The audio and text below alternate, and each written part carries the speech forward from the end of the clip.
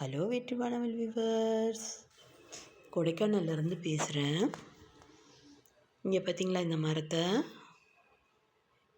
இந்த மரத்தில் நிறைய பழமும் காயுமா காய்ச்சிருக்குது.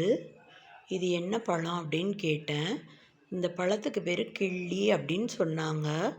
ஆனால் ஃபஸ்ட் டைம் நான் இப்போ தான் இந்த பழத்தை பார்க்குறேன் விவர்ஸ்.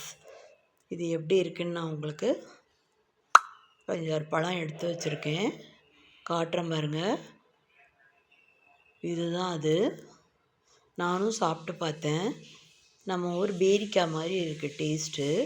எல்லா பழத்துலேயுமே இது மாதிரி ஒரு கோடு இருக்குது வியூவர்ஸ்.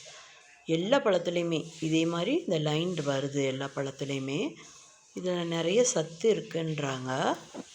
கண்டிப்பாக சத்துக்கள் பழங்களில் பொதுவாகவே சத்துக்கள் நிறைய நிறைஞ்சிருக்கும். அதே மாதிரி தான் இந்த பழத்துலேயும் நிறைய சத்துக்கள் இருக்குன்றாங்க.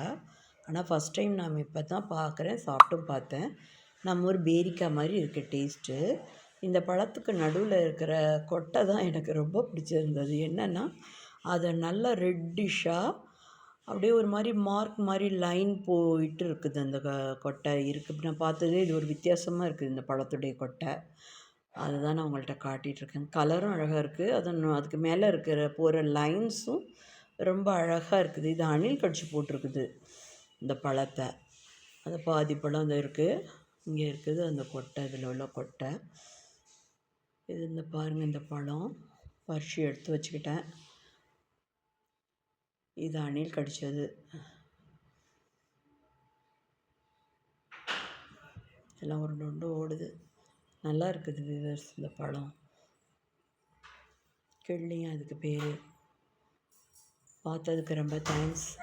சப்ஸ்கிரைப் பண்ணுங்கள், பெல் ஐக்கானை அழுத்தி விடுங்க. நான் ஒவ்வொன்றையும் பார்த்து அது பெட்டராக இருக்கான்னு தெரிஞ்ச பிறகு தான் உங்களுக்கு காட்டுறேன் அந்த சீன்ஸ் எல்லாம். அதனால் கண்டிப்பாக நீங்கள் சப்ஸ்கிரைப் பண்ணுங்கள், பெல் ஐக்கானை அழுத்தி விடுங்க வியூவர்ஸ். தேங்க்யூ.